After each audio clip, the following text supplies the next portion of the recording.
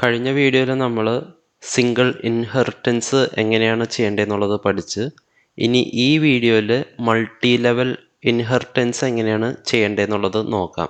ഇതിൻ്റെ കോൺസെപ്റ്റ് എന്ന് പറഞ്ഞാൽ സിമ്പിളാണ്. അതായത് ഇപ്പോൾ സിംഗിൾ ഇൻഹെറിറ്റൻസിൽ എന്ന് പറഞ്ഞാൽ നമുക്കൊരു ബേസ് ക്ലാസ് ഉണ്ടാവും. ആ ഒരു ബേസ് ക്ലാസ് വെച്ചിട്ട് നമ്മളൊരു ഡിറൈവ്ഡ് ക്ലാസ് ക്രിയേറ്റ് ചെയ്യുന്നു, അത്രേ അതുള്ളൂ.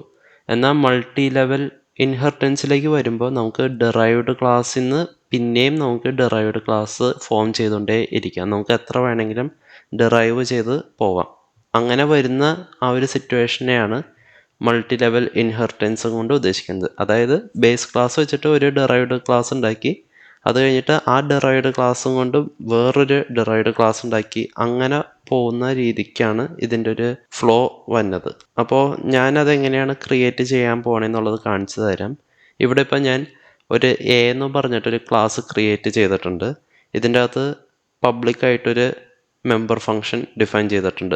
അത് ബേസ് എന്നും പറഞ്ഞിട്ട് നമുക്ക് ജസ്റ്റ് പ്രിൻറ്റ് ചെയ്ത് കാണിക്കും. ഇനി ഞാനൊരു ക്ലാസ് ബി ക്രിയേറ്റ് ചെയ്യാണ്. അത് എന്ന് പറഞ്ഞാൽ ക്ലാസ് എ ഡിറൈവ് ചെയ്താണ് ക്രിയേറ്റ് ചെയ്യേണ്ടത്. അതുകൊണ്ട് ഇവിടെ class B colon as A specifier public കൊടുത്തു, എന്നിട്ട് എ കൊടുത്ത്. ഇത് കഴിഞ്ഞിട്ട് ഈ ക്ലാസ് ഞാൻ ഓപ്പൺ ക്ലോസ് ചെയ്ത് നമ്മൾ സാധാരണ ചെയ്യണ പോലെ തന്നെ. എന്നിട്ട് ഇതിൻ്റെ അകത്ത് ഞാൻ ഒരു പബ്ലിക് മെമ്പർ ഫംഗ്ഷൻ മെൻഷൻ ചെയ്യാണ്. അതായത് ക്ലാസ് ബിയിൽ കയറുമ്പോൾ ഞാൻ ഡിറൈവ്ഡ് എന്നും പറഞ്ഞിട്ട് എനിക്ക് പ്രിൻ്റ് ചെയ്ത് വരണം. അപ്പോൾ ഡിറൈവ്ഡ് ബി എന്നും പറഞ്ഞിട്ട് ജസ്റ്റ് ഒന്ന് പ്രിൻ്റ് ചെയ്യുക. അതേപോലെ മെത്തേഡിൻ്റെ പേര്, അതായത് നമ്മളുടെ മെമ്പർ ഫംഗ്ഷൻ്റെ പേര് ബി പ്രിൻ്റ് എന്നും പറഞ്ഞിട്ട് ചേഞ്ച് ചെയ്തിട്ടുണ്ട്. ഇത് കഴിഞ്ഞിട്ട് നമുക്ക് അടുത്തത് വന്നത്, ഇതിപ്പോൾ സിംഗിൾ ഇൻഹെറിറ്റൻസ് ആണ്. അതായത് ബേസ് ക്ലാസ്സിൽ നിന്ന് ജസ്റ്റ് ഒരു ക്ലാസ് ഡിറൈവ് ചെയ്ത്. ഇനി ക്ലാസ് ബി എന്ന് പറഞ്ഞാൽ ഡിറൈവ്ഡ് ക്ലാസ് ആണ്. ഈ ക്ലാസ് ബി വെച്ചിട്ട് എനിക്ക് മൂന്നാമത് ഒരു ക്ലാസ് ഡിറൈവ് ചെയ്യണം. അതിന് ഞാൻ എന്താ ചെയ്യാൻ പോകണമെന്ന് വെച്ചാൽ നമ്മൾ സാധാരണ ചെയ്യണ പോലെ തന്നെ ഇൻഹെറിറ്റ് ചെയ്താൽ മതി. ഞാനിവിടെ ക്ലാസ് സി എന്നും പറഞ്ഞിട്ട് ക്രിയേറ്റ് ചെയ്ത്, എന്നിട്ട് പബ്ലിക്കായിട്ട് ആസ് എ സ്പെസിഫയർ സെറ്റ് ചെയ്ത്, അത് കഴിഞ്ഞിട്ട് ഇൻഹെറിറ്റ് ഡിറൈവ് ചെയ്യേണ്ട ക്ലാസ്, അതായത് ബി, അത് ഞാനിവിടെ സ്പെസിഫൈ ചെയ്ത്, എന്നിട്ട് ഈ ക്ലാസ് വെറുതെ ഓപ്പൺ ക്ലോസ് ചെയ്ത് ബ്രാക്കറ്റ് കേളി ബ്രാക്കറ്റ് ഓപ്പൺ ക്ലോസ് ചെയ്തിട്ട് സെമിക്കോളൻ ഇട്ട് ക്ലോസ് ചെയ്തു. ഇതിൻ്റെ അകത്ത് ഞാൻ ഇനി വേറെ മെമ്പർ ഫങ്ഷൻസോ കാര്യങ്ങളോ ഒന്നും എഴുതണ്ട, സമയം കളയാതിരിക്കാൻ വേണ്ടിയിട്ടാണ്. ആക്ച്വലി നിങ്ങൾക്ക് ഇതിൻ്റെ അകത്ത് എഴുതണമെങ്കിൽ എഴുതാം, പക്ഷേ എക്സാമ്പിൾ കാണിക്കുന്നത് കൊണ്ട് ഞാൻ ഇതിൻ്റെ അകത്ത് എഴുതണില്ല. ഇനി നമുക്ക് മെയിൻ ഫംഗ്ഷൻ്റെ അകത്ത് സിയുടെ ഒരു ഒബ്ജക്റ്റ് ക്രിയേറ്റ് ചെയ്യാം. സി എന്ന് പറഞ്ഞാൽ ഒരു ഡിറൈവ്ഡ് ക്ലാസ് ആണ്.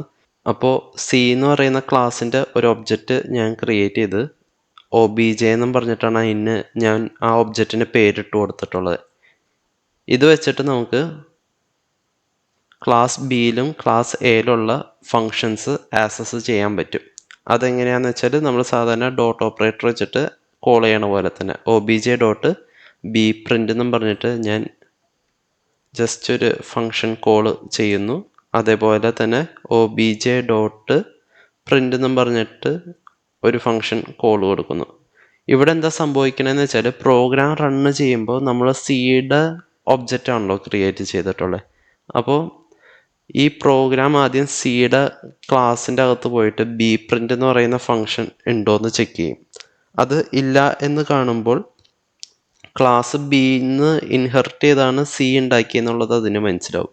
അപ്പോൾ അത് ക്ലാസ് ബിയുടെ അകത്തേക്ക് പോകും. കാരണം ബിയുടെ അകത്ത് ഇനി ബി പ്രിൻ്റ് എന്ന് പറയുന്ന ഫങ്ഷൻ ഉണ്ടോ എന്നാണ് അത് ചെക്ക് ചെയ്യേണ്ടത്. അപ്പോൾ ബി പ്രിൻ്റ് ബിയുടെ ക്ലാസ്സിൻ്റെ അകത്തുണ്ട്.